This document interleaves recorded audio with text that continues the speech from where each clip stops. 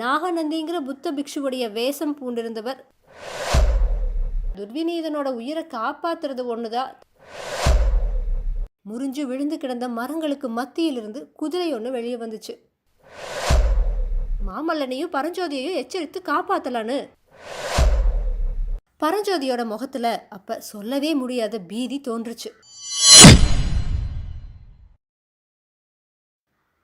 குண்டோதரனுக்கு எச்சரிக்கை பண்ணிட்டு குதிரை மேல விரைந்து போன மனிதர் சிற்பம், சித்திரம், சங்கீதம் முதலான லலித கலைகள்ல வல்லவராய் இருந்தது மாதிரியே யுத்த தந்திர கலையிலும் தேர்ச்சி பெற்றவரும், மாறுவேடம் பூணுவதில் நிகரற்ற சாமர்த்தியம் வாய்ந்தவரும், வாதாபியோட சமுத்திரம் மாதிரியான சைனியத்தை வடபெண்ணை கரையில் 8 மாதம் நிறுத்தி வச்சவருமான மகேந்திர பல்லவ சக்கரவர்த்தி தான். காஞ்சி கோட்டையிலிருந்து வட திசையை நோக்கி கிளம்பியதிலிருந்து மகேந்திர பல்லவர் கையாண்ட யுத்த தந்திரங்கள் இதை மாதிரி பல சரித்திரங்கள் எழுதுறதுக்கு போதுமானவையாக இருக்கும். நாகநந்திங்கிற புத்த பிக்ஷுவுடைய வேஷம் பூண்டிருந்தவர் புலிகேசியுடைய அந்தரங்க நம்பிக்கைக்கு பாத்திரமான ஒற்றர்னு அவர் யூகிச்சிருந்தார். அதை பரஞ்சோதி கொண்டு போன ஓடையிலிருந்து உறுதிப்படுத்திட்டார். நாகநந்தியுடைய கையெழுத்தையும் லட்சணையையும் மேற்படி ஓடையிலிருந்து தெரிஞ்சிட்டது அவருக்கு நிறைய விதங்களில் உபயோகமாக இருந்துச்சு. அந்த உபயோகங்களில் ஒன்று தான் பல்லவ ராஜ்யத்துடைய எல்லைப்புறத்தில் காத்திருந்த கங்க நாட்டு துர்விநீதனை அவசரமாக காஞ்சி மாநகரை நோக்கி முன்னேற செஞ்சுது. புலிகேசியோட மாபெரும் சைனியத்துக்கு பின்வாங்கி காஞ்சி கோட்டைக்கு திரும்பி வந்துட்டு இருந்த மகேந்திர பல்லவர் தாம் கோட்டைக்குள்ளே புகுந்துக்கிறதுக்கு முன்னாடி ஒரு பெரு வெற்றி அடைஞ்சு பல்லவ வீரர்களுக்கும் பல்லவ சாம்ராஜ்யத்துக்கும் மக்களுக்கும் உற்சாகம் ஊட்டணும்னு தீர்மானித்தார். போருக்கு துடிதுடிச்சிட்டு இருந்த குமார சக்கரவர்த்தியுடைய ஆத்திரத்துக்கு ஒரு போக்கு காட்டவோ இந்த சந்தர்ப்பத்தை சக்கரவர்த்தி பயன்படுத்தி கொள்ள விரும்பினார். அதனால் நாகநந்தி எழுதினது மாதிரி துர்விநீதனுக்கு உடனே காஞ்சியை நோக்கி முன்னேறும்படி ஓலை எழுதி அனுப்புனார். அதை பார்த்துட்டு தான் துர்விநீதன் தன்னோட சிறிய சைனியத்தோடு காஞ்சியை நோக்கி விரைஞ்சு வந்தான். குண்டோதரன் கொடுத்த ஓலையை படித்ததும் நாகநந்திக்கு ஏற்பட்ட அளவில்லாத வியப்பை நம்ம கவனித்தோம். அவரோட ஓலைப்படி முன்னேறி வருவதா துர்விநீதன் அதில் எழுதியிருந்தபடியால் தாம் அப்படிப்பட்ட ஓலை எதுவுமே அனுப்பலை, இதில் ஏதோ சூழ்ச்சி நடந்திருக்குது அப்படின்னு தீர்மானிச்சுக்கிட்டு நாகநந்தி குண்டோதரன் கொண்டு வந்த குதிரையில் ஏறி போய் புள்ளலூர் போர்க்களத்தை அடைஞ்சார். அதுக்குள்ளே கங்க நாட்டு சைனியம் தோல்வி அடைஞ்சு சேனா வீரர்கள் சிதறி ஓட ஆரம்பிச்சிட்டாங்க.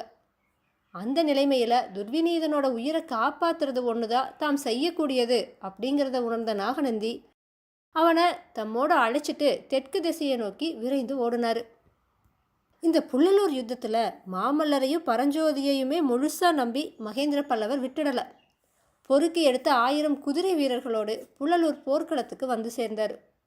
எதிர்பாராத இடத்துல எதிர்பாராத சமயத்தில் வந்து தாக்கியபடியால் கங்கர் படை பீதி அடைஞ்சு ஓடத் தொடங்குச்சு. புதுசாக வந்த குதிரைப்படை தலைவன் வஜ்ரபாகுவை மாமல்லர் சந்திச்சப்ப அந்த வீரன் தான் தம்முடைய தந்தைன்னு தெரிஞ்சுக்கிட்டாரு. அதனால் அவரோட ஆத்திரம் அதிகமாச்சு. இந்த ஒரு போர்லையாச்சும் தம்மை முழுசுமாக நம்பி விட்டுடக்கூடாதா அப்படின்னு தந்தை கிட்ட சண்டை பிடிச்சதுக்கப்புறமா சிதறி ஓடுற கங்கர் படையை துரத்திட்டு போய் நிர்மூலமாக்க அனுமதி கேட்டார். ஒரு நிபந்தனையோடு சக்கரவர்த்தி அதுக்கு அனுமதி கொடுத்தாரு. அந்த நிபந்தனை என்னன்னா, தென்பெண்ணை நதி வரையில் எதிரிகளை துரத்திட்டு போகலாம், நதியை கடந்து அப்பால் போகக்கூடாது அப்படிங்கிறது தான்.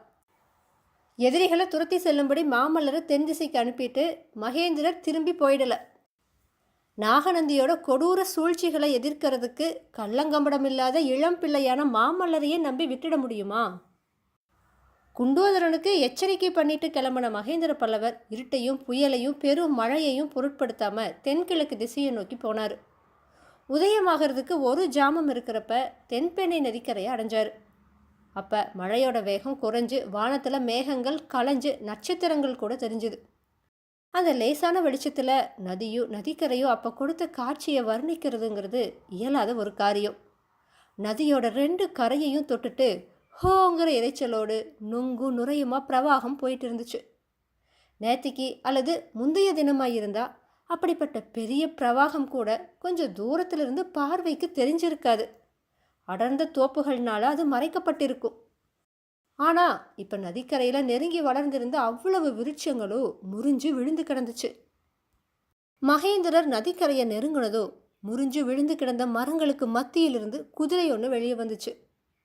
அதுக்கு மேலே இருந்தவன் சத்ருக்கனன். பிரபு, இன்னைக்கு ராத்திரி நான் பட்ட கவலை என்னைக்குமே பட்டதில்லை. தங்களை தனியாக அனுப்பிய என்னோட அறிவீனத்தை நினச்சி நினச்சி வருத்தப்பட்டுட்டு இருந்தேன். இந்த புயலிலும் மழையிலும் நீங்கள் எப்படி வழி கண்டுபிடிச்சி வந்து சேர்ந்தீங்க அப்படின்னு கேட்டா சத்ருக்கனன்.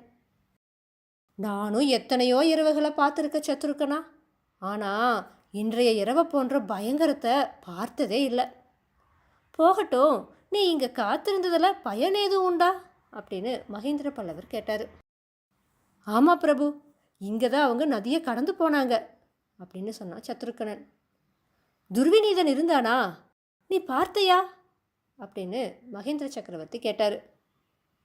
வெகு சமீபத்தில் நின்று பார்த்தேன் பிரபு. துர்விநீதன் யானை மீது இருந்தான். மற்றவங்க 7-8 படகுகளில் போனாங்க. அப்போ புயல் ஆரம்பிக்கலை. கிட்டத்தட்ட அவங்க அக்கறையை அடைஞ்சப்பத்தா காற்றே ஆரம்பிச்சுது.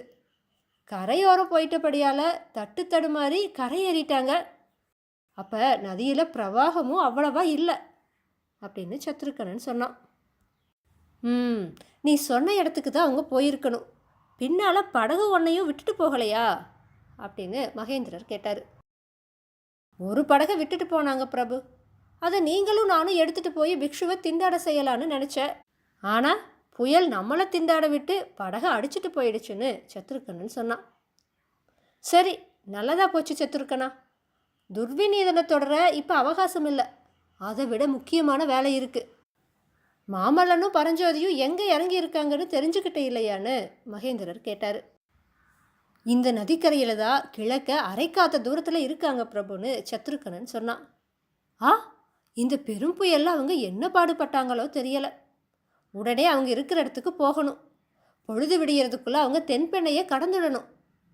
குதிரையுடைய உடம்புல சக்தி இன்னும் இருக்கா சத்ருக்கனா? என் குதிரை ரொம்பவும் தளர்ந்துருச்சுன்னு மகேந்திரர் சொன்னார். என் குதிரை இன்னும் போகும் பிரபு.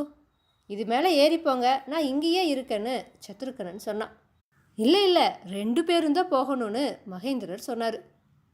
அப்போ பிக்ஷு இங்கே வந்தா அப்படின்னு சத்ருக்கனன் இழுத்தான். பிக்ஷு இங்கெல்லாம் வரமாட்டார் சத்ருக்கனா. நிச்சயமாக இன்னும் சில நாளைக்கு வரமாட்டாருன்னு மகேந்திரர் சொன்னார். ஏன் பிரபுன்னு சத்ருக்கனன் கேட்டான். உன்னோட சீடன் குண்டோதரன் அவரை தூக்கி திருப்பாட்கடல் உடைப்பில் போட்டுட்டான்னு மகேந்திரர் சொன்னார். என்ன அப்படின்னு சத்ருக்கனன் கேட்டா. அதோ அந்த சத்தம் உன்னுடைய காதில் விழுதா சத்ருக்கனான்னு மகேந்திரர் கேட்டார்.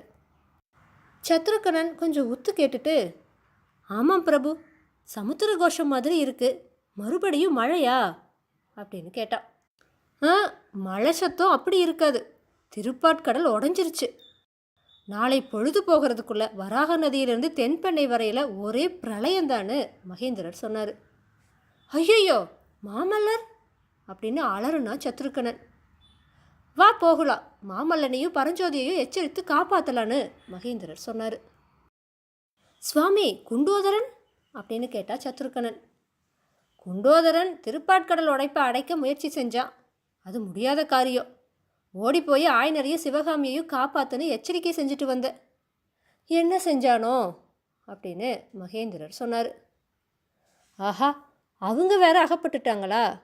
இன்னைக்கு உண்மையிலேயே ரொம்ப பயங்கரமான இரவு தான் அப்படின்னு சத்ருக்கனன் சொல்லி குதிரையை போகும்படி முடுக்குனான். இது பயங்கரமான இரவானாலும் ஒரு பயன் கிடைச்சது சத்ருக்கனா. புலிகேசியை வெல்லறதுக்கு இன்னொரு ஆயுதத்தை கண்டுபிடிச்சேன்னு சக்கரவர்த்தி சொன்னார். பிரபு, நீங்கள் உண்மையாகவே விசித்திர சித்தர் தான் அப்படின்னு சத்ருக்கனன் வியப்பா சொன்னான்.